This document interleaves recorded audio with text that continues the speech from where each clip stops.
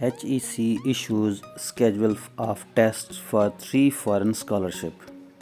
HEC announces dates for Stipendium, Hungaricum Scholarship Program 2021 and 2 other scholarships tests.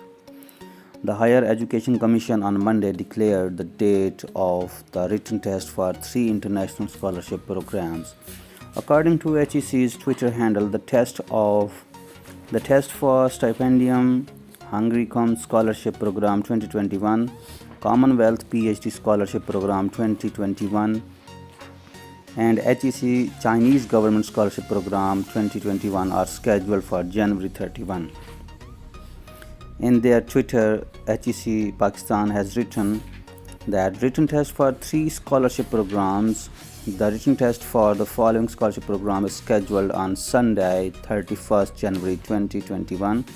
Applicants can get their test slips information from ETC website, that is etc.hec.gov.pk, or through email or SMS. These 3 scholarships are shown here.